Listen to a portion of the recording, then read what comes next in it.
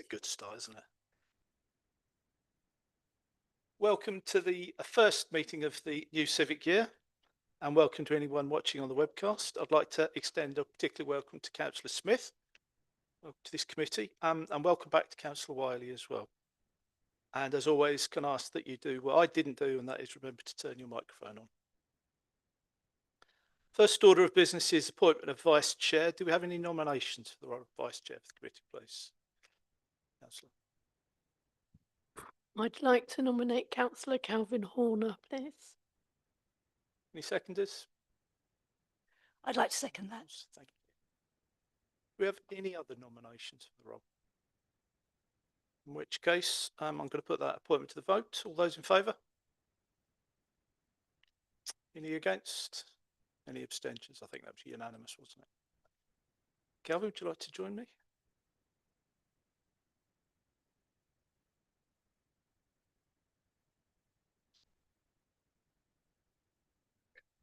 Do we have any apologies for absence this evening? Yes, there are two from Councillor Andrews, and Councillor Holt is substituting for him, and also from Councillor Cox. Thank you.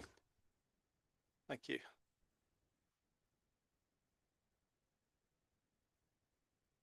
Next item of business is the minutes from our last meeting on the 4th of March, pages 5 to 17. Are members content for me as chair to sign these minutes? I have a proposer for me to do so, please. Thank you, Councillor Nichols. And a seconder? Councillor Swainston, thank you. All those again? All those in favour?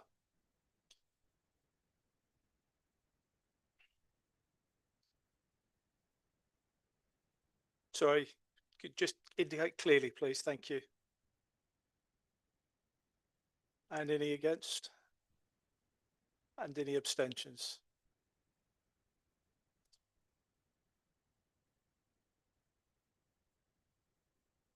Chair's announcements, I don't have any, other than just a reminder about the microphones. So next item, declarations of interest. Do we have any declarations of interest, please? Thank you. So that brings us to item 6, our first substantive item, which is refreshed leaf priorities and annual report for 24-25, which is on page 18 to 31 of your pack. And I think that's Ben Wood or Ben Crystal. Thanks, Chair. Good evening. Good evening, everyone. It's nice to see you all. I'm here to present the new, the refreshed leaf priorities as contained in our corporate plan, along with the annual report for 2024-25, which looks at those leaf items. I'll be very brief. The corporate plan obviously was, our first corporate plan was presented to council in February 2024, and in the last year, obviously it's been the sort of driving force for officers and policies. We've now refreshed it. We've added some items, we've removed some items, we've sort of changed some items, and so I'm here tonight to take comments, suggestions, answer questions, but we're just looking forward to hearing your views. So over to you.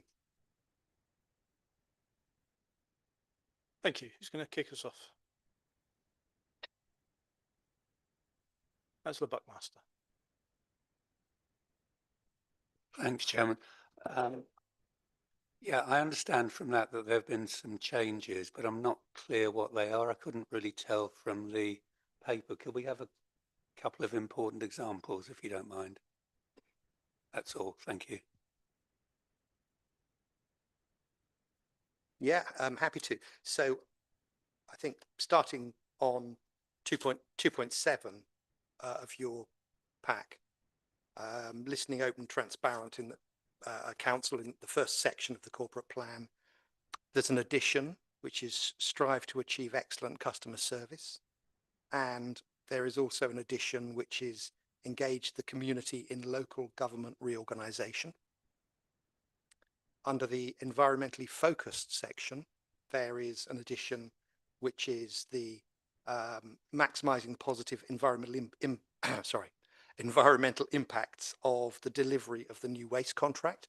And there's a modified, it's marked new, but it's modified. It's encouraging residents to play their part in supporting local wildlife and improving our natural environment and supporting the delivery of the Hertfordshire nature recovery strategy. So there's a new emphasis there. And lastly, in acting with the community, there's a new item, create a long-term asset management plan based on community values. And across the rest of the items, there have been some sort of modifications to the wording where policies were originally being developed. They're now being implemented as you would expect when things become business as usual. Is that sufficient? Councillor Wiley. Thank you, Chairman. Apologies to Ben, I can't speak into the microphone and look at you, so I'll have to be rude and sort of stare into my computer. Thank you for that update. On page 20, and you've mentioned it, strive to achieve excellent customer services. You've said that's new.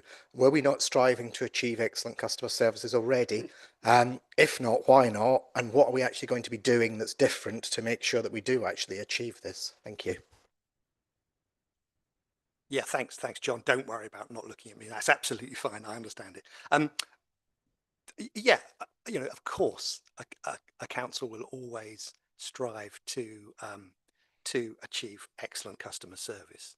But I think it's the corporate plan, in its nature, and as I'm sure you're aware, the corporate plan provides a sort of a focus for the way that officers kind of behave, the kind of things that they treat as the most important. So it's an opportunity for us to bring things to the fore. I think a lot of the things in the corporate plan would occur whether or not they were in the corporate plan. But it's about providing that extra emphasis and guarantee that resource can be brought to those specific items. They become a focus. So that's, I think, answering part of your question. What are we doing to achieve that? Is that was your second question? Well, what will we do differently to make sure that we achieve it? Because if we're not doing it at the moment, and we need to do something, so do we have things in plan? Yeah, we do, and actually we've got Joe Dumont here who can tell you more about that. If that's okay, I can hand over the chair. Thank you, Leader. So the question is what we're looking to do differently, right? So we are seeking to achieve a nationally recognised accreditation or award known as Customer Service Excellence. So this is a standard similar to a kind of ISO type standard, but it's its own specific award. Officers have engaged with an assessment body recently and started to begin an internal audit and assessment, which involves collating certain information about how we do things, what our systems, what our processes are, what the feedback is. And that's due to be completed by the end of June, I understand. It will then go off to the accreditation body for review and audit. They'll come back with any recommendations about whether we're hitting the standard or not hitting the standard.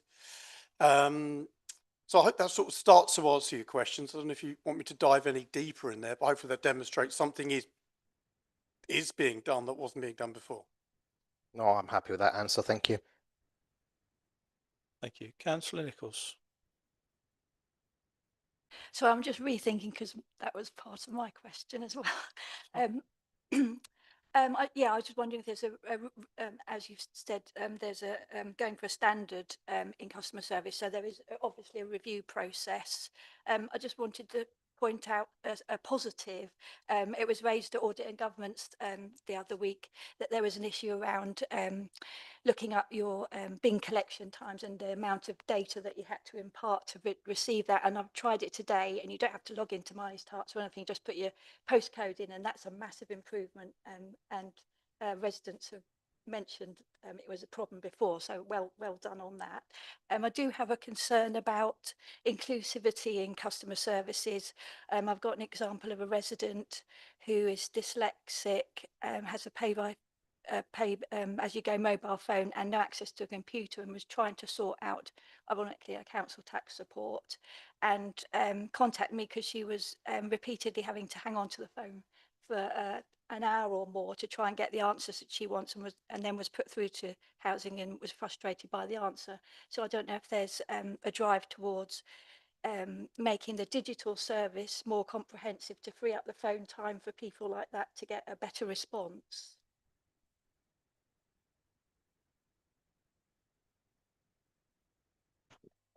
Yeah, I'll take that as quite an operational question. So yeah, the general thrust is yes, shift more people onto digital. So we've got more time for customer service advisors, particularly in receptions, to handle kind of face-to-face, more complex queries. It sounds like that customer there probably could have done with coming in and sitting down with somebody and going through it. I appreciate that's not always possible if they're in Buntingford and getting to Hartford or Salford, but that is the general direction of travel. What we've seen recently is I think it's actually in the annual plan video and in the annual plan report that the number of digital contacts has increased quite significantly, and the number of face-to-face contacts has over the last couple of years started to drop off. It's about half what it was the previous year.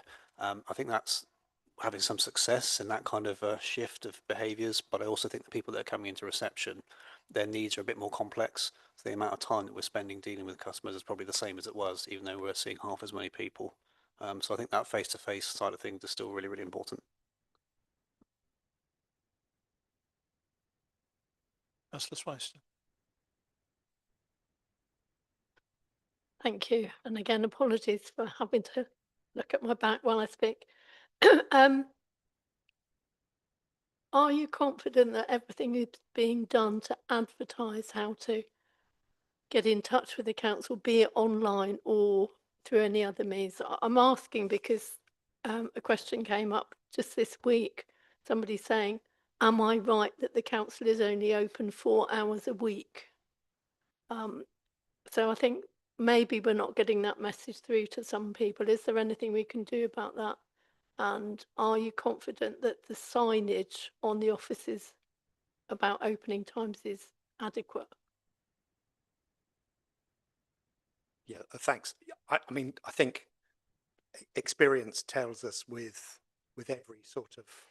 every attempt to get information across, we can never reach everyone, and I don't think we should ever be confident that we've done enough, because clearly there are always people who say they haven't seen consultations, they haven't seen notices, they haven't seen planning applications. I think that's always going to be a challenge. Have we done enough? If people are still struggling, then clearly not. We need to do more. I think the details of that, I don't know the details of the signs on the door, but certainly something we can look at. Yeah. Thank you.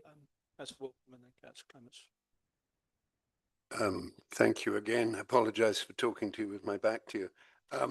In para 2.7, I'm very pleased to see the repetition of a listening, open and transparent council, which of course was the platform on which we lobbied when we were trying to get elected. But I'm wondering if you can put more flesh on the bones of these ideas here, where you're talking about engaging the community in local government reorganisation. We're facing the biggest reorganisation we faced probably ever in Hertfordshire, and I'd love to see a schedule for community meetings, town hall meetings in the different communities across Hertfordshire, which we as councillors could get involved with and really listen to the views of our constituencies. Likewise, I haven't seen any evidence of community forums. Obviously, we've got the Development Management Forum in Buntingford, but what do you mean by community forums? Are we looking at citizen assemblies and other means of gathering views from our communities on the developments proposed? Thank you.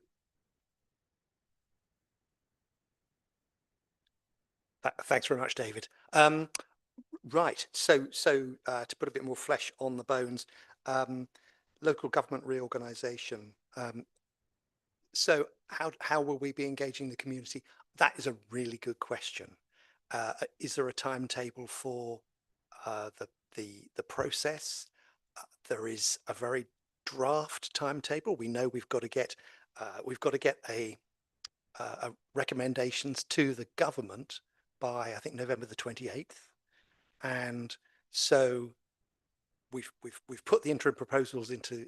So when I say we, it's the county council and the 10 districts and boroughs have put in the proposals. The initial proposals went in March. At the moment, councils are busy with developing business models for the different proposals for 2, 3 or 4 unitaries, and so we're still waiting for clarity on what the government's outline is for details for consultation. At the moment, we think it's probably going to be in I think it's in September for public consultation. That's what's due, but a lot of it relies on having on the sort of the discussions that take place before then to see how the models fall out in terms of the performance, if you like, the financial performance, the challenges of the 3 different models. So I think until there's some clarity there, we won't know, and it's rushed. That's the reality of the process. We've really got to live with the situation that we're in, but we are clear there will be a period of public consultation. We can't say exactly when yet, but we will as soon as we can. We will. I hope that sort of helps. I mean, it's not that helpful, I admit, but that's all I can say at the moment. You were asking about listening, about community forums. So I think we've had 6 community forums so far. Is that right? Yeah, it's in the paper, isn't it? I think we've had 6, and I think we've had a development management forum in Buntingford, I believe. So there are those community forums are going on regularly. I believe it's a pity Vicky's not here to answer, but the numbers have been quite high, I think, and I know you've attended many, Sue, haven't you? 2. Yeah. I think the numbers have been kind of getting on for about 100 residents or 100 people. Certainly in some of the community forums in Gilston, for example, and Eric will probably be able to confirm that. So I think the numbers have been pretty good, and they are ongoing. So I think that's been a real success story, in my view. Just before I bring Councillor Clements in, I just wanted to remind members that this agenda item has got 2 components. So far, I think we've been largely focusing on the proposed amended LEAF priorities for the coming year, which is understandable, but this is also about reviewing performance of the year just gone, 24-25. And in the pack, there's some detailed metrics that we've been provided with, and we've asked for these in the past. So I think it's important that we do pay them some care and attention. Actually, look at things like the rate of take up of households of online accounts, that kind of thing. So with that encouragement, Councillor Clements. Yeah, thank you, Chair. Hi, Ben. You do get the front of my head, so I'll leave it up to you if that's a good thing or not. I will, just before I jump into my question, I agree with David there about the importance of the piece about the reorganisation. Appreciate what you said, but that is important. I had sort of two main questions. One is a bit more general, one a little bit more detailed. The more general one is we've added more priorities in, which is great, and I kind of agree with them. But obviously our resources are quite limited. If we're adding stuff in, what is going to have to either be less important, we haven't taken anything out, where are we going to focus our efforts less? And the slightly more detailed question I had was about kind of the digital inclusion piece, and like we saw, the numbers of people accessing in the receptions has gone down, but like Ben was saying, the people that are coming in are still needing a lot of help.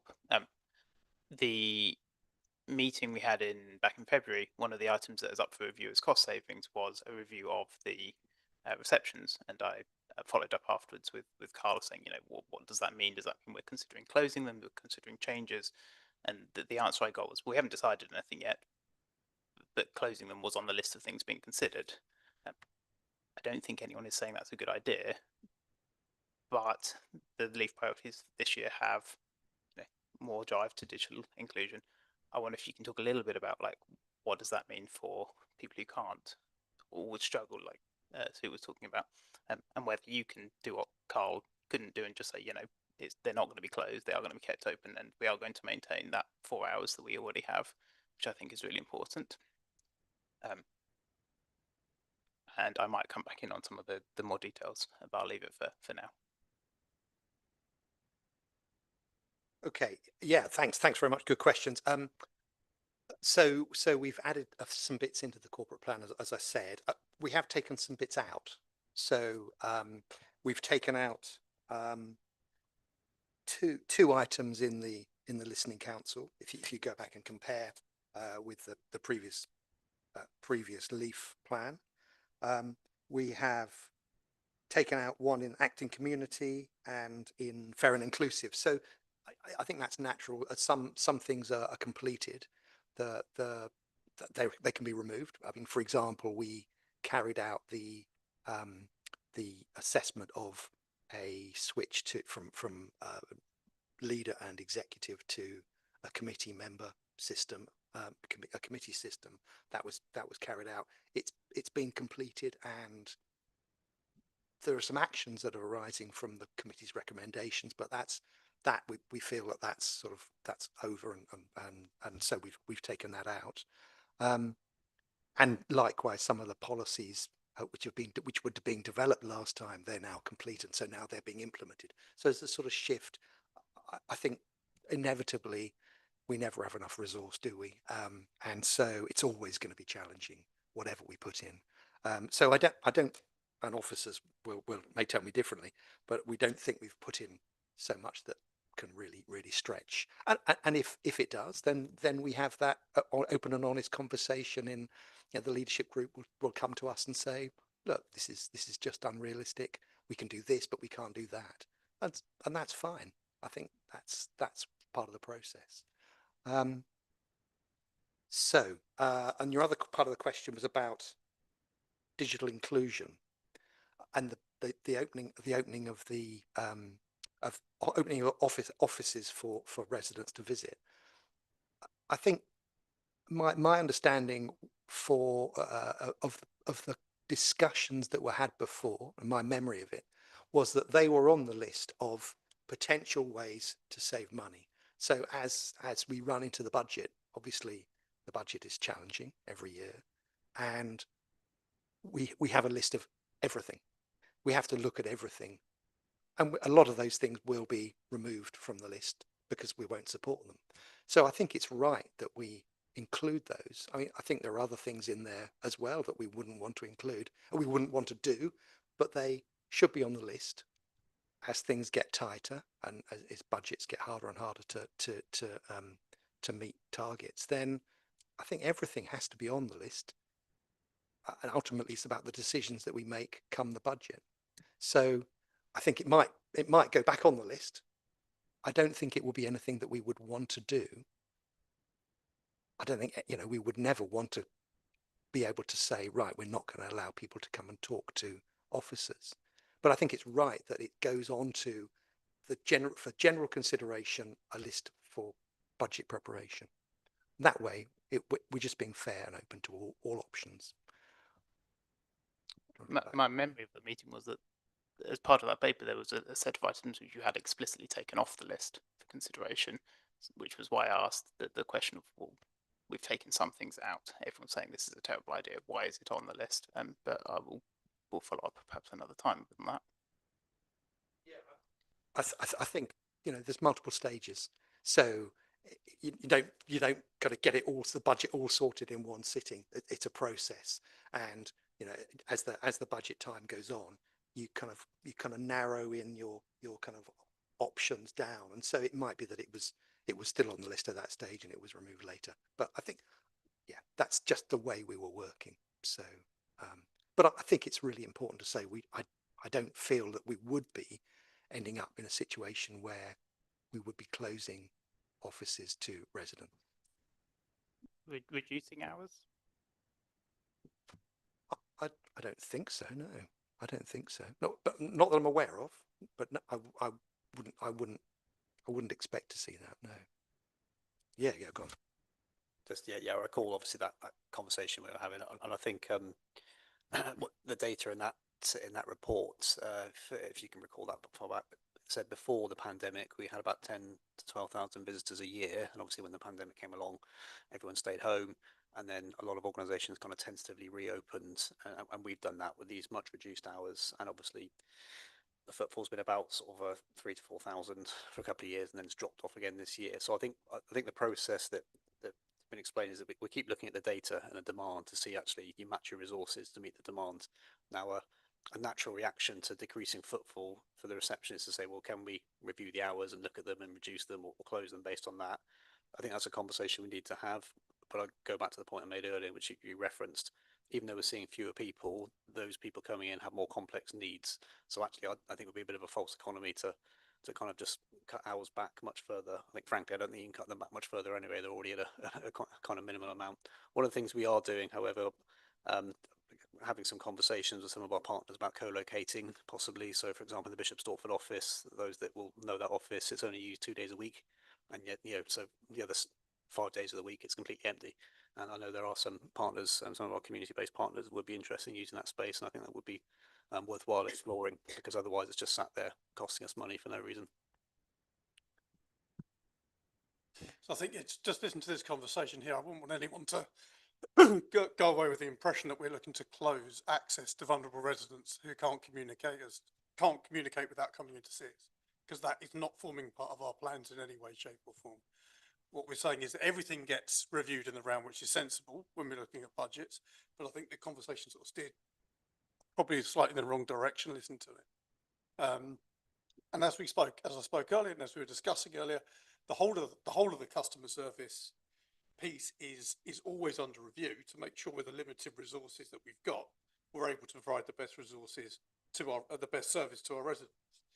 And I'd just like to add as well, when you said, like, how can we afford to do these things? I think if you look at the priorities or the changes that we're making, they're very, very modest. These are certainly not the priorities, and I think I speak for all of us. If we had more resources, we'd be looking to do more. You know, there are very modest proposals in this paper, given the financial situation we're in. There's no priorities in there to open a new theatre or to make huge changes to the way the council runs. We would love to be doing those kind of things, but that's not the position that we find ourselves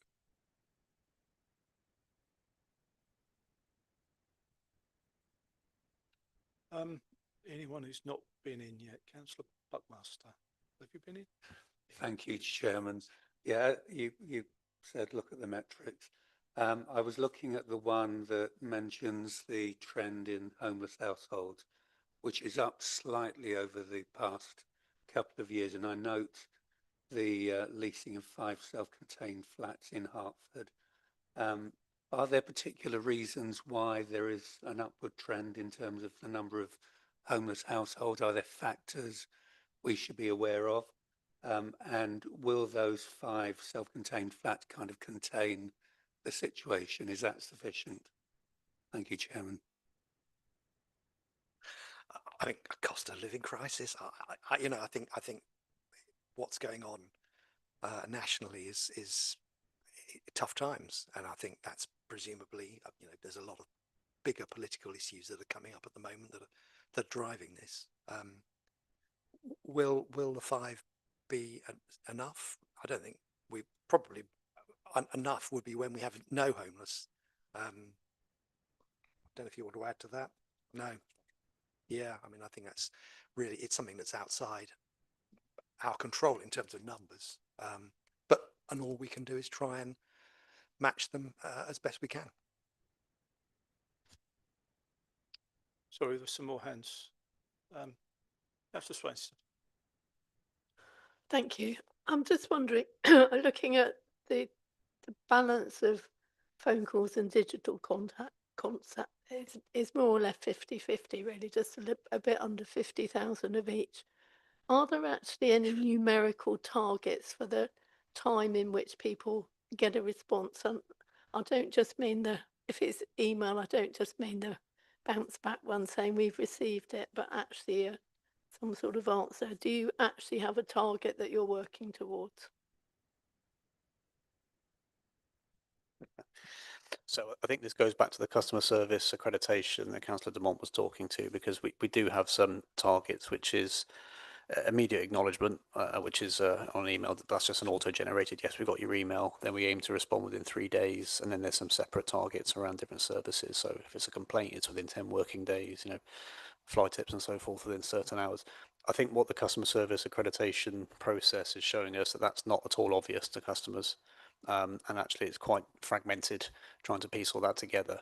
So I think the audit that Councillor Dumont referred to that we need to undertake and complete, when that goes back to the accrediting body, they will likely come back and say you need to make your targets and expectations for customer service a lot clearer and more transparent. So I think that will hopefully drive us, and we should be doing it anyway, but this will hopefully drive us to do it in a more coherent way. So I suppose the answer is no. There are targets, but they're not at all clear to customers, I would say. Thank you. It's good that there's a plan for moving forward. Just looking at the annual review item 2 about the website underperformance of customer ratings, is this a serious issue with the website, or is it a problem with collecting the data? I'll try not to be too cynical about this. I've sat in this council chamber for many meetings before and had the same question, because our website ratings have been at this level consistently since about 6 months after it was launched about 5 years ago. When it was initially launched, we had a good spate of sort of 50-60% good ratings, and it just fell off a cliff. And we haven't been able to do much about it since. We tried all sorts of different things. We've moved around the widget on the page so it's in different positions based on research that people tend to look towards the top left of a website. We tried the different shapings. We tried it from smiley faces to ticks to no ticks. We've tried putting it on different pages, specifically taking it off some pages where you might think, you know, where you're delivering bad news, to the pages where we're giving out grants, just to try and see if we can skew kind of positive, positive responses. None of that appears to have made any difference. And the big thing that has happened in the last 3 or 4 years is the volume of ratings we're getting back has really dropped off a cliff. So it was 268 last year. Only a handful of those actually had any meaningful data on them, because you can click a smiley or not smiley, then add some free text. People just usually just click a don't like it, but then nothing behind it. So I can't tell, does that mean there's a link broken? Does that mean the content's not clear? Does it mean they're just not happy that they're on the parking PCN challenge page and we've disagreed with them that they still should pay this? So I think where we are with this now, I've now reluctantly given up on GovMetric to say that it's not giving us any meaningful data. We're going to move away from it. We've got this new platform called Engage HQ, which is a bit more about kind of direct consultation and engagement with residents. So we're going to try that. So I think I'd like to say, is it, what's the reason behind it? I don't know, but the lack of any decent sample data means we just can't draw any conclusions. So I think GovMetric for us just hasn't worked in the way we wanted it to. I just wonder if there's a more direct approach where you could invite certain people to fulfill a certain task, and then for them to give feedback on how easy it was to do, so they're engaged in the process, so you can measure it in different parameters on the website. Yeah, that's a really good point. We did make use in the past. The county council had a group of kind of online web users that we could tap into, and they would do that kind of testing for us for a small price. So I think that's probably worth us looking into. Just as an aside, the GovMetric tool itself is not cheap. I think the web element's about £7,000 or £8,000 a year. So I've worked it out. Every time someone clicks on a rating, it costs us about £30. I'd rather go onto the street and give someone £10 and say, if you can spot a problem with our website, here you are. And I think we get better value and a lot cheaper that way. That's a really good point. Thank you. Is the new platform a similar price or cheaper, more expensive? It's about the same, and it does a lot more. Okay. Yeah, thank you, Chair. Just to prove that I have gone through the report and as the challenge from the chair was, I'm really pleased to see that on the listening and openness, the forward plan is now much more populated and much further in front than it was previously. So that's a good thing. I would also like to pick up some things under the environmentally focused. So you have issues about improving EV charging and also the local cycling and infrastructure plan. So I can see what has happened with those during the year, and I will be pleased to see further progress with that. But on the EV charges, it does say that an ambitious tender was launched in November 2025. Now 2025 is in the future, so I'm presuming that should be 2024. But perhaps you can confirm that and actually say what is actually what the progress is likely to be on that, because it's important that we do stimulate EV charging in order to increase the number of electric vehicles that there are on our roads.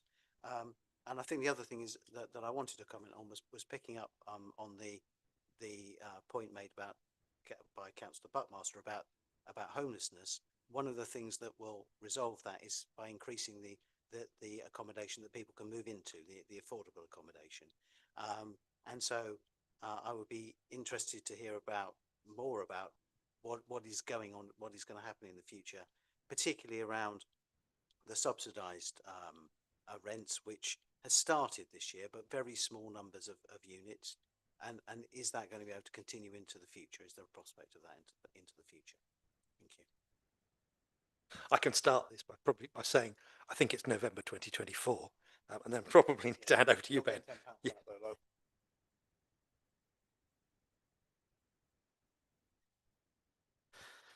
I think on the yeah, so it's on the EV charger. So yeah, it should be 24. I'll have to get you a full update, but I think we're just in the stages of awarding now and mobilising. Is that right? So I think what we'll do is once that process is complete, we can announce who's doing it. So an update to follow, possibly outside of this meeting. I think with the homelessness theme in here and the amount of affordable homes delivered, I just want to make the point here that actually the number of homes we delivered in 24-25 was really, really good. Kind of one of the highest we've had, and shouldn't underestimate all the sort of good work that's gone into that. In terms of where we're heading with that, I know there's an item later on about the work programme. I just wonder whether, I can't give a full update, but that might be an item that this scrutiny committee wants to look at in future in terms of our overall approach and where we're heading. Councillor Carter. Yeah, thanks. I think that might be a good idea. I was just looking at the, because it's really good to see the number of affordable homes being delivered. What's sort of a little bit confusing is that when you look at the ones which have come to market, the social rent in that little table underneath, there's not very much that's come forward for there's nothing that's come forward for social rent in this year. So I was just wondering what the reason is for that. Is there a particular reason why the rented houses, the social rented houses which have been delivered aren't coming forward for social rent? I don't quite understand that. So that's my question. I can't say for certain. I think you probably need to get a response from perhaps Vicky Glover Ward. My feeling would be that actually there's a negotiation going on at every planning application, and it just so happens that those have fallen out, but there may be bigger trends behind the scenes that I'm not aware of. So I think, yeah, I can't comment. But I think actually it's worth mentioning, though, the work, and I think, Calvin, you mentioned it, you hinted at it, the four homes which I think are with Paradigm in Bishop Stortford, which are truly social rent. That's a really positive move, and I know Miney is working with a provider to increase that number. So we're hopeful there that we're going to get some truly social rent houses in fairly soon. A couple of things from me, if I may. Ben, you've mentioned that the revised priorities have had some things removed. when this comes to full council, it might be worth including those just showing them as gone, so we don't go to have the same question. Looking at the priorities for the fair and inclusive, I think it's hard to make a case that the actions there, the things that we're going to do, actually make the council or help the council be fair and inclusive. In other words, it feels to me a bit of a disconnect between delivering the cultural strategy. Does that make Hertford East Herts fair and inclusive? Improving council services while making them more cost efficient. Important, but does it make us more fair and inclusive? And so on. Can we have another look at that? It feels that there's a disconnect, and well, I'll be interested to see what people think. But do you want to come back first? I think it's a really good question. I suppose thinking about things like the Arts in East Herts programme,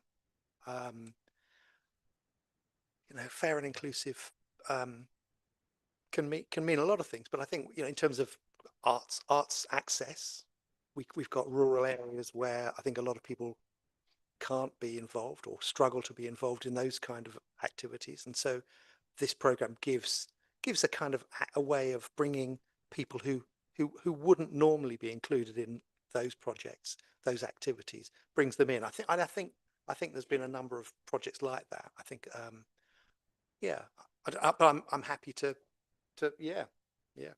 So yeah, I see what you're saying, David, there on how does maintain and improve council services while making them more cost efficient through transforming East Herts. I can understand perhaps why you'd be confused that sits under a fair and inclusive heading. But it was me that was asking for this to be included in the plan or in the proposals. And I think where we're coming from is we want to make sure that the services we provide, it kind of ties in with the customer service thing. We are providing the best possible service that we can for residents, and we have the need to be as efficient as possible. But looking around the world at how some of these things are done at the moment, you could argue they're not being done in a fair and inclusive way. So it was put in this heading that if we do need to be efficient, we've recognised that, but we've got to do things in the right way and in a fair and an inclusive way, and not brutal cost cuttings where they don't need to be made. Does that make sense of why we've put it in there a little bit more now? Let me think on that. I've got several more hands. So, Councillor Buckmaster. Yeah, I just wanted to say something about the cultural strategy, because it was something that was initiated when I was the portfolio holder. And art and culture can be quite broad things. And, there are parts of it that are exclusive only to those who can afford it. So the important thing is to enable people to have access. And one of the things I'm pleased that I've seen starting to happen after quite a long time is actually going out, the outreach part that Beam is now beginning to deliver. So I think it's, we have a growing, broader based society, and actually a lot of the delivery of culture can be through volunteers, and it's really good for people who are partaking of art and culture and helping to deliver it. And they could be all kinds of ages and demographics, and some of it might be for vulnerable people suffering from dementia and so on, or just who couldn't normally afford access to take part in these things. So the more we can do, I think, the better to enable people to be involved in it. Thank you, Chairman. I think Councillor Holt next. Perfect. Thank you, Chair. I see that the LEAF priorities focus a lot on aspirations. There's lots of mentioning of encourage, support, improve. Do they have any linked or associated KPIs? And if so, where can we find them? Thank you. So so just in terms of what happens next, I think obviously executive are proposing these priorities to go through the committee process, and you're right, Councillor, they are kind of high level and strategic. Once they're adopted, they then get handed to myself and colleagues as officers to try and translate into the operational priorities, and that includes KPIs. and other kind of smart targets and deliverable actions. If you look at the annual plan, the second document that's with it, you'll see last year's leaf priorities and then some more specific projects under it with the KPIs. So we will try to replicate that approach once it's adopted. That's what we've got to do. And I think we need to get back into the habit of reviewing the performance data. And I know that the chair made this point earlier. First time you've seen any performance data in a year. I think we'd like to get back into the habit of sharing this with executive quarterly if there's more regular kind of oversight of progress. And I think if the scrutiny committee wanted to see that data as well, I think that'd be a perfectly legitimate request.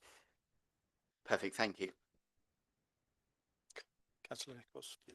I just wanted to come back to the cultural strategy and including arts and culture events and emphasise the importance of these activities on improved mental health as an inclusivity factor, and the importance of art to art generally in improved mental wellness. Thank you. Councillor Clements. I was just going to pick up the line item about the markets in Hertford and Ware, which I know I think Vicky spent quite a lot of time on over the last year, and we had as you might be referencing, we'd employed someone to sort of help out with that up to April, March, earlier this year. That's now done. I'm kind of wondering, like, do you see that as one of the things where it's, I don't want to say like job done, but you're happy with the progress we've made there, and it's not going to be kind of as much of a priority going forward? Is that something you're wanting to kind of continue this year at the same sort of level of effort? Is it somewhere in between? I can certainly start. I mean, yeah, Vicky did do a good job. There were improvements. I think you're right with the market manager. I mean, we would love to be continuing at the same or more effort, but obviously we're reliant on funding. So I think I'm not sure where we are with the current plans. So I might need to hand over to Ben. But yeah, we would love to be able to do more, but we have to be realistic. Sorry, I'll go back to an instruction I've been given from the executive member for planning and growth. Obviously, the paper went to council last month on shared prosperity funding and allocation of that for kind of business support. And then the portfolio holder in that said, can you please look at resourcing something similar to continue the momentum with the market? So I think the acknowledgement is you do need somebody out there chasing some of the traders and resolving some of the issues on the day. Again, it's one-off funding, and unfortunately, because we took a bit of time to kind of roll it over, I couldn't extend that market manager's contract. So I think we will be bringing somebody in again on a part-time basis to try and do this work. So that's something we'll be looking to continue with. That's great. Thank you. Anything further? Give that a good look at. Okay. In which case, recommendations for the committee are that we review performance over the year just gone, and we've done that, and the committee members review the proposed amended leave priority for 25-26 and make recommendations, and we've done that. So I have a proposer and a seconder, please. Councillor Nichols and Councillor Clements. Thank you. All those in favour? That's unanimous. Thank you. That brings us to item 7, Council Tax Support Scheme, pages 32 to 45 of your pack. And will that be Brian? Thank you. Thank you, Chair. So yeah, this report is coming to members today for views. We are looking to obviously go out to consult on a new council tax support scheme, banded scheme. Members may or may not be aware that the current scheme in place started back in 2013 when it moved from a government scheme to a local scheme. Members may remember that at that time, government passported 90% of that cost back to or funding to this council to administer the new council tax support scheme. The scheme has obviously needs to be approved each year by members, and it comes normally to council later in the year as part of the budget process. The scheme hasn't really changed drastically from what it was when it was introduced back in 2013, and that is where Currently, pensioners can get up to 100% support, and working age people can get up to 91.5% support. So we were now looking at a new scheme for 26-27 that will be moved to a banded scheme, and obviously there's some advantages to move to a banded scheme for both the council and for residents. So the main benefit of this is that if we are on a banded scheme, or if an individual is on a banded scheme, their income can fluctuate up and down, and it will stay within that band. There's no need for a reassessment of their CTS claim. So the benefit there is that they can move slightly up and down, and there's no reassessment. By doing no reassessment, it saves the council in not having to do that piece of work, but also it gives a bit more assurance to those individuals where their fluctuations might end up in them having to keep on being reassessed every week or every month. So there's a benefit there. The scheme that we're looking to bring forward to members later in the year for approval, and obviously we'll be going out to consultation with once we've been through this process, is to provide a cost neutral scheme. So the scheme will cost roughly the same amount that the current scheme costs now. We are still finalising the scheme, so the scheme that is quoted within the papers may fluctuate slightly, and obviously one of the recommendations that went to executive last week slightly changed to reflect that, and that the final scheme that we will go out to consult on will be obviously signed off by myself and by the executive member for finance, for revenue resilience, sustainability, sorry. So obviously, because we're still working on that proposals, we've given you an indication of what that scheme will look like, but it might slightly change. Now, obviously, we're not asking members to approve that scheme tonight. All we're asking members to do last week, and obviously tonight, is around go out to consult with stakeholders. So that'll be with major preceptors, as well as residents and anyone else who's interested in the CTS scheme. And obviously we'll then come back to members for full council later in the year, around November time-ish, with a proposal of a new scheme for 26-27 following that consultation. Now, obviously I've got two colleagues here, Carol and Neil, from the Revs and Bends service, who obviously will be able to answer any questions that members may have today. Thank you. Just before I bring members in, can I just check, is the intention after tonight to go out to consultation, not to go to full council? It will go out to consultation first, and then it will come back to council for final approval of a scheme, with obviously the feedback for consultation. Okay, thanks for that clarification. Councillor Nichols.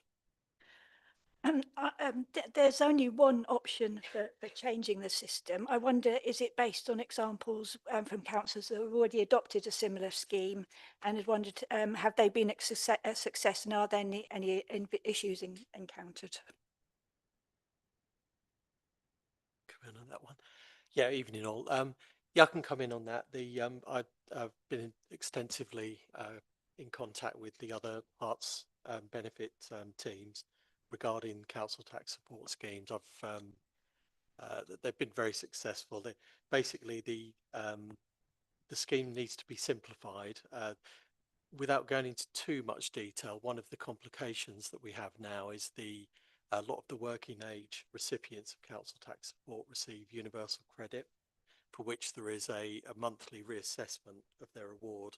We then, on a means tested scheme, we then change their council tax support award, which, as well as being a piece of work to be done in the benefits section, it also requires the charge payer to be rebilled and new instalment plans.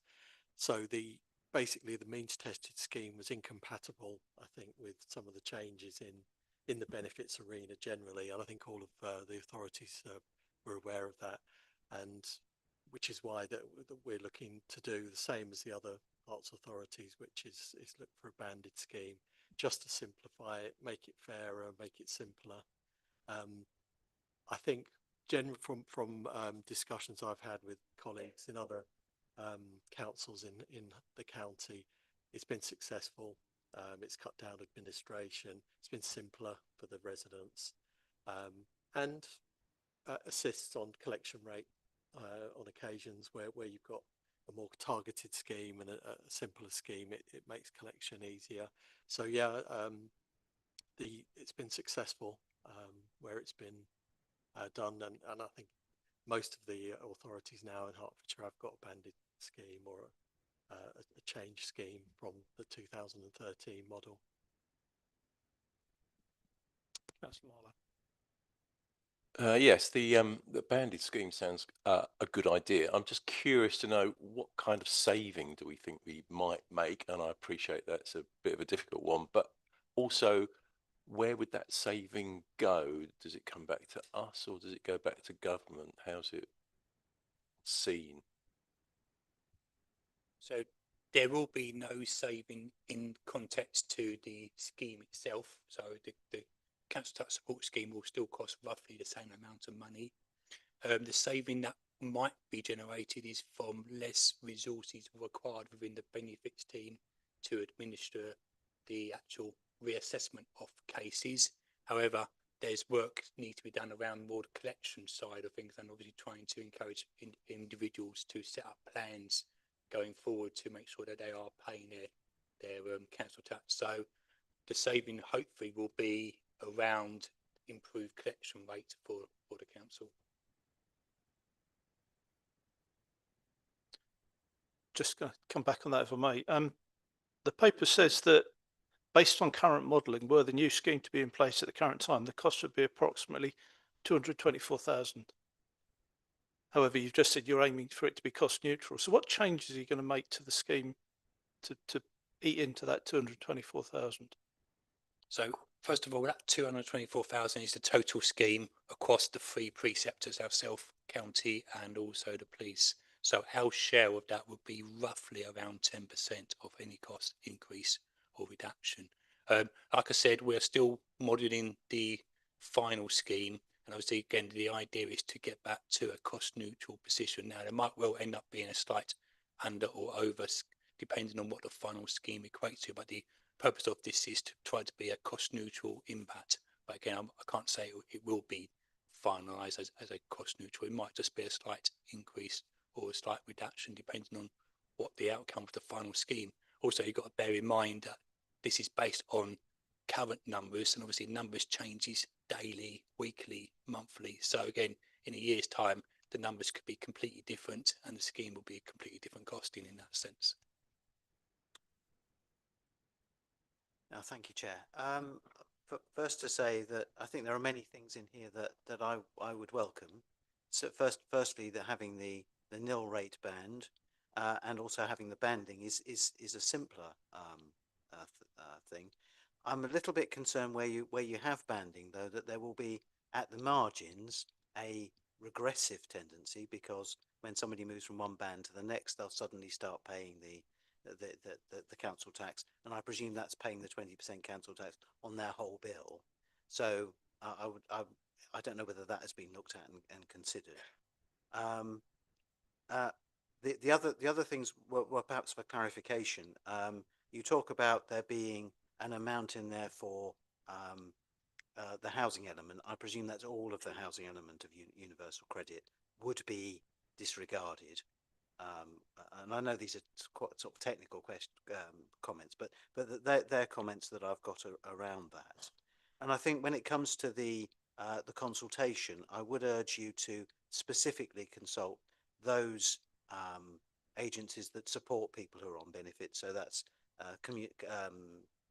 Citizens Advice East Herts, the Money Advice Unit at the County Council, those organisations, as a specific part of the consultation, and perhaps trying to, because of the very different nature of the scheme to what we have at the moment, is perhaps some sort of way of the public being able to compare how it is going to affect particular groups. Maybe some sort of calculator so that they can see what the effect would be upon them. So I think I think they're comments that I would make, and there's a couple of questions in there.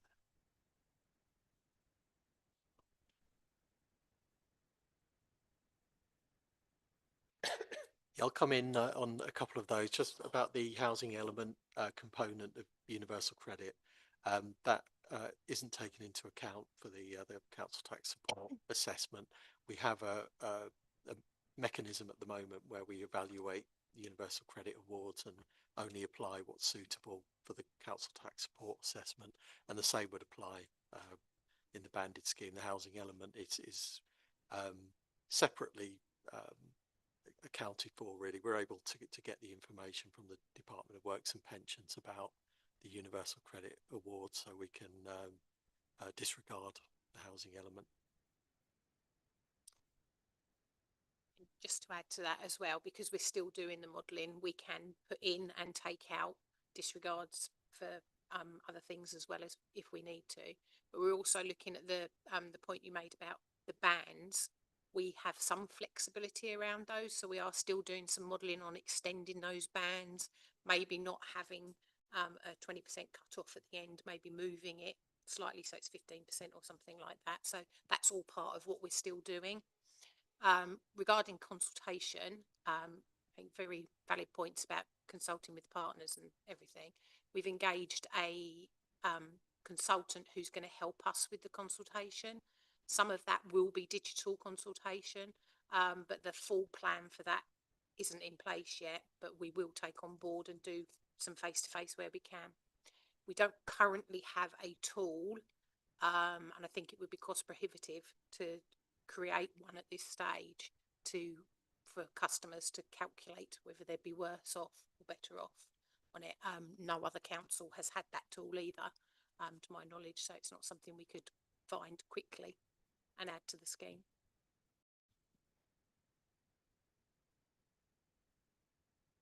Thank you. Yeah, I think it does make sense to have a more to have this simpler system, but and that'll be easier to understand. I'm concerned about people who are going to lose their entitlement, and so I think you're talking about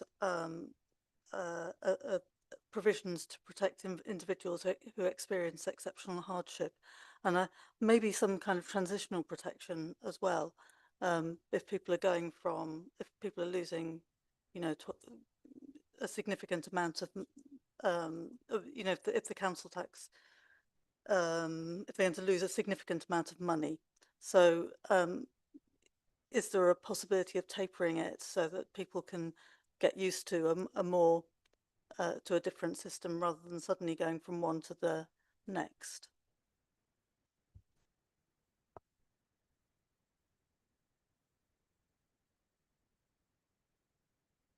Thank you. I can absolutely see the need for the changes. That number of recalculations is crazy, but I very much support what Councillor Horner said, that people need to be able to understand what it means to them in actual costs. As a former secondary school teacher, I know quite a lot of students leave not having a clue what a percentage is. And bearing in mind that I would expect a lot of the people that are getting these benefits to be amongst our most vulnerable, I think we do need to make it as easy as possible for them to see what it means in actual monetary terms for them.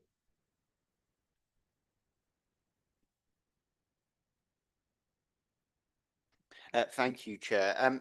Two questions. One regarding and I appreciate that the financial section is rather vague, but in regards to the new modelling that you spoke of, will this model different case scenarios, especially if more households qualify than expected? And then on another point, and later on in the report, it mentions the exceptional hardship fund, which I believe is on paragraph 24, which is quite vague. Is this the same as the exceptional hardship scheme, which I believe is already implemented by the council? and what is the current budget of this? Thank you.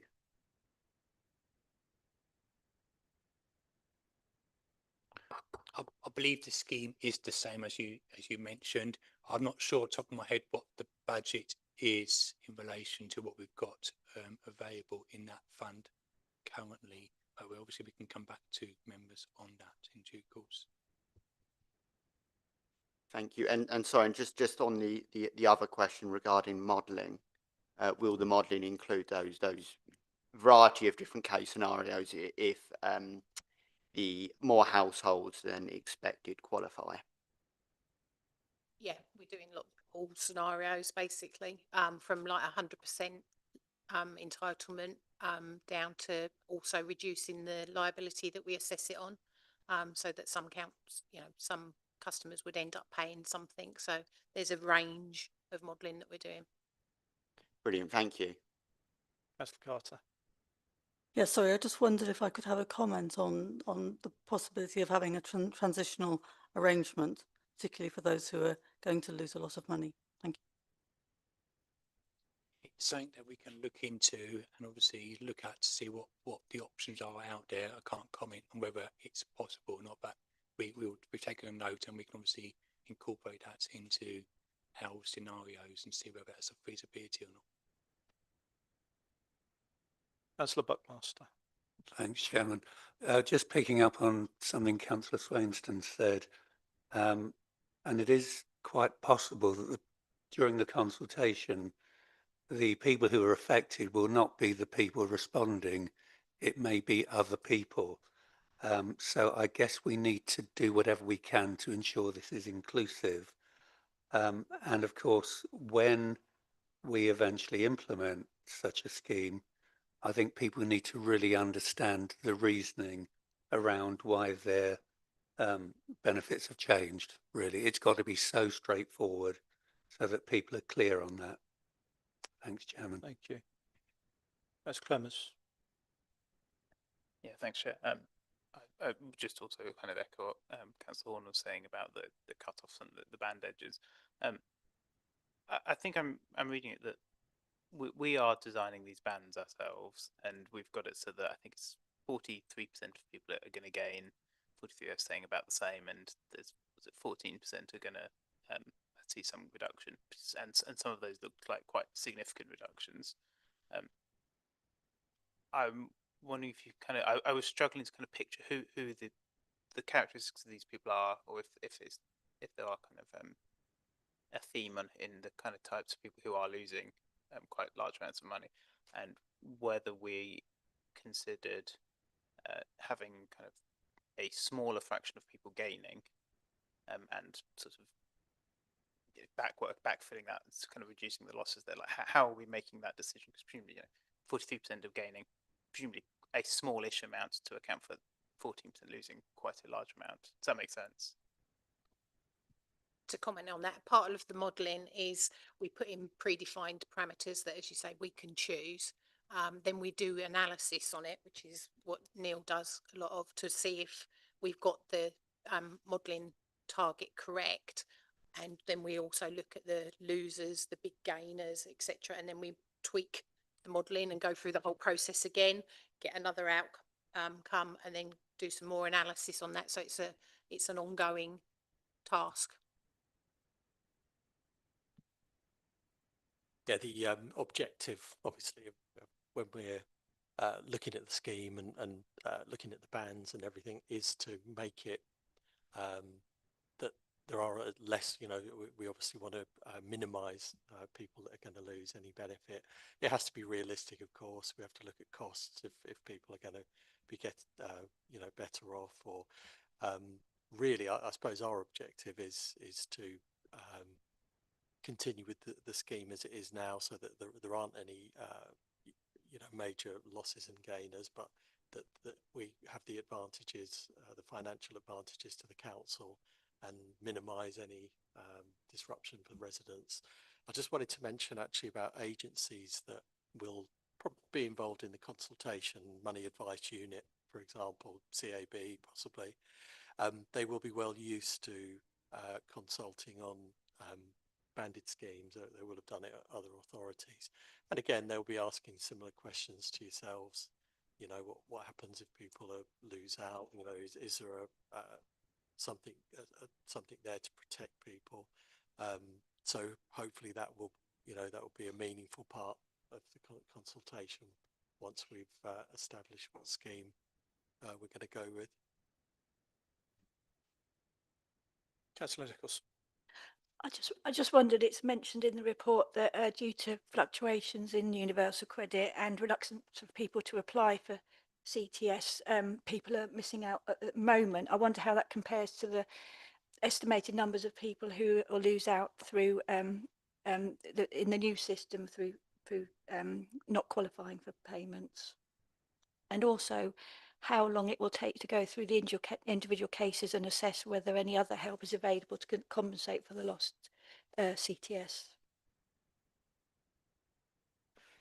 Yeah, I mean, we would look at compensating it wherever there's any advice we can give on benefit entitlement. We also have, as we mentioned, the exceptional hardship fund.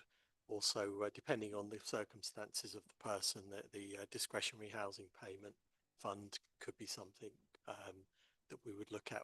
We try to, when we're adjudicating on council tax support cases and housing benefit cases as well, we try and take a holistic approach, and if we could give advice to the resident, you know, say, well, actually, you know, you may be entitled to, we would always do that. It's not always easy because we don't always know people's circumstances, but we would certainly try and do that. As for qualifying based on when people get universal credit, the scheme won't change the qualification criteria as such, other than when the bands are put in, the amount of income the person has will be fit into whichever band is appropriate, and they'll get a CTS on that basis. But it won't make anyone not qualify. It won't change the qualification criteria on that sense. Again, I guess when we're looking at this, we're trying to make it as a smoother transition as we can, and that involves looking at how we can you know, make the assessments similar to what they are now, and where there are changes, that we're fully aware of what changes and that we can manage them. It's all part of the plate spinning when we're trying to get the scheme in place, and when we consult on it, we want to be able to you know, explain the reasons and how this scheme's going to look, and explain to, as far as we can, to residents how it may impact them. I have a somewhat technical question. Under the legal section, the paper says that in order to set a new scheme, the council is obliged to make a resolution by the 11th of March of the year prior to the scheme coming into place. The only way that the scheme could come into place in 26-27 if that sentence was interpreted to mean civic year rather than calendar year or financial year or anything else. Is that correct? I had some nods coming over there. So perhaps the paper could just be amended to clarify that, because in fact the civic year ends quite shortly after the 11th of March, rather than being a year distant as the paper makes it feel. Okay, thank you. Anyone else would come in? Members will bear with me. I want to check my extensive notes to make sure we've covered everything.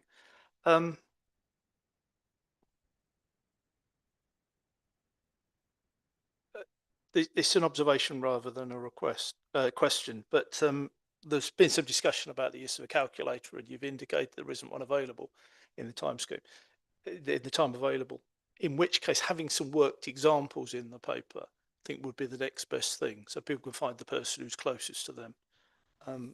That's obviously for when you go out to consultation. Other than that, I think we've covered most of the things I was going to raise, so thank you. If there's no other questions, the recommendations were for us to consider the scheme and provide comments to the executive member for financial sustainability for his consideration. I'm sure they'll be conveyed to him. Under the protocol we agreed relatively recently, there's an obligation on the executive to come back to us on the points we've raised. And I'm sure they will do that, and we look forward to receiving that. And that it's possible we might ask for that before you go out to consultation, but we'll see. So can we have a show of hands? Sorry, can we have a proposer and a seconder for the recommendation, which is that we consider the scheme and provide comments to the executive member? Councillor Nichols and Councillor Swainston, thank you. All those in favour? I think that was unanimous. Yeah, unanimous. Thank you. Thank you, members. Overview and Scrutiny Committee draft work programme. Peter. Yeah, thank you. For the benefit of Councillor Wiley and Councillor Smith, who are new to the committee now, June last year and also March this year, there were 2 workshops that the committee had, and off the back of that, various things that come out into the work programme, housing and sustainable transport, glyphosate grounds maintenance and that sort of thing. Some of those things have been defined, some haven't. So what we would need now is for the committee to have maybe some discussions offline, emails or little meetings online between you, Chair, and other members to define those topics via the proposal form which then come in. So that sort of thing needs to happen really. So we've got a few things on there which have been on there for a little while now. I'm not really getting any further. They'll just keep getting moving further forward, like September, November, until we get them defined. So that's kind of what needs to happen, please. Either offline or by email, so those discussions can happen, and then the forms can come in, because that isn't really happening that often at the moment. Over to you. James.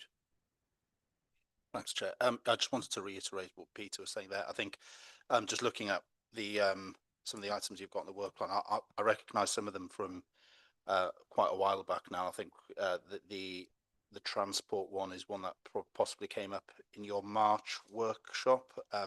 However, there are some other ones that have been held over from the previous civic year. And yeah, I just want to reiterate the importance of getting those scrutiny proposal forms through to us, because you can imagine a topic like affordable housing is vast, and we want to know which aspect of affordable housing transport that you want to look at, so that we can really focus in on it. And the timelines that we're working with, officers obviously need to pull the information together, needs to come to leadership team. Comments from leadership team might need to go back, which might require some tweaking to those reports and more work done on them. So we're really sort of coming up against it now for the September topics. So I just wanted to really make a plea, if you were able to, I don't know how you want to do it. I know Peter's mentioned there possibly offline discussions, emails or whatever it might be. I don't know if it would be easy if we had a member that was kind of designated to pull together the information for each of the topics, or whatever you think might work. But I think in order to hit the September dates that you've got for the two, the sustainable transport and the affordable housing topics, we'll probably need the forms in by no later than the end of this month, I would imagine, because we'll probably need July and August to have that backwards and forwards with officers and taking it to leadership team, as I mentioned. So yeah, I just wanted to really sort of reiterate the importance of getting those forms, because if we don't get them, what will probably need to happen is that they'll need to move to the November date, which I think is the next ONS date that you have in the calendar. And I don't want you to be disappointed when September rolls around and those topics are not before you. So I just wanted to sort of really try and make a bit of a plea that we get those forms in as soon as possible, really. I've got a few hands, but Councillor Carter. Thanks. Yeah, I think that the sustainable transport one was one I did suggest, in terms of because there'd been a report on it back in 2017, so it was more looking at the impact of that, to see if any of those what the progress had been on the recommendations that have been made then, because that's obviously quite a while ago, 7 years ago, and it's not from recent sort of suggestions. It's, I'm not sure how much progress we've made, and what, but it might be a good time to look at it again. So I can certainly do that. On the sort of wider point, could we possibly have a look at have a list of the topics that we have scrutinised, that this committee has scrutinised over the last 5 years or so we can see I mean, there's not much, you know, so that we can sort of come back to some of those and see what progress has been made. Because it seems to me that would be quite a fruitful thing to do. There's not always new topics that you want to look at, but you might want to see what progress has been made, you know, on previous recommendations. So that's yeah. So that's what I want. Just a high level description, topic description, not any detail as to what was discussed. Well, I suppose if we link to the papers, to the report, to the previous report, you'd be able to see what that was, and then we could see if that was, we could consider it and see whether that was something that was worth looking at again, whether the recommendations had come to anything. I'll talk to Peter offline about the extent to which that's deliverable. Councillor Wiley. All right, thank you, Chairman. I know I haven't known the committee for a few years, but we used to have a scrutiny officer. Do they not exist anymore, or did the committee decide that they didn't want one, or is Peter standing in for it? If not, why not? Through you, Chair, the scrutiny function is shared between myself and Michelle in addition to our normal democratic services role, so we sort of carry that task between us. There is no scrutiny officer per se, but we do the role between us. Councillor Nichols. The item affordable housing, is that in fact my proposal that I put forward at the workshop for accountability of housing associations, or is that a different project, subject? I think one's a subset of the other, if you like. Because until we document it, then it's nothing. It's 2 words on a list. Yeah. Apologies. I was hoping to get a proposal form for this committee meeting. I can do one by the end of the month for the September meeting on affordable housing associations accountability. Thank you. Much appreciated. Councillor Swainston. Thank you. Sorry, last year, I think when you took over as chair and Peter started organising things, you sent some quite helpful documents round about the function of the scrutiny committee and some sort of training information. In view of the fact that we do have new members, I just think it might be helpful if that was sent out again. I mean, on that point, I wasn't going to mention it, but I had an email from the leader earlier about training for ONS members. I'll circulate that around. There's other points in there as well. I'll circulate that around. People can come back to me. So yeah, it's definitely a live issue. Thank you. Anything else on this item, please? Doesn't look like it. Is that enough for you? Thank you. So recommendation just the to work programme be agreed. Just to reiterate, as you said, you're going to have to do that other form. If there's anyone else that's going to take on the sustainable transport one, or any other ones who can sort of coordinate that or anything, yeah. Good. That's welcome. Interested to hear from Peter or James as to how the sustainable transport issue can be discussed by this committee when highways and transport is so much a county council issue. Again, I echo the suggestions of Councillor Carter and Councillor Twinston about needing more training on this, because I think the understanding of this issue needs to be very much more clear than it is at the moment. And as Councillor Carter suggested, if we could have a listing of the issues that have been under scrutiny by this committee over the last 5 years, with links to the reports on the impact of that scrutiny and those discussions, that would be very, very helpful in terms of developing an agenda for the next year. So is that possible? I'll talk to Peter about that. I'm sure it will be. In terms of sustainable transport, I really wouldn't want to speculate. It depends the topic. That's just a heading.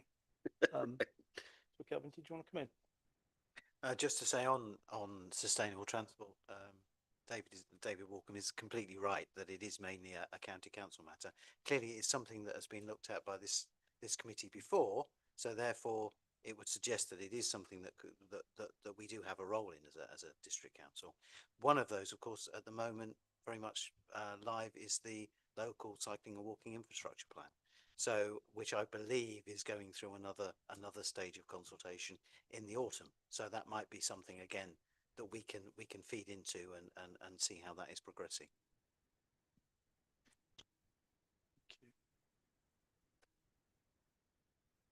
The recommendation is that the work programme add appendix 1 be agreed.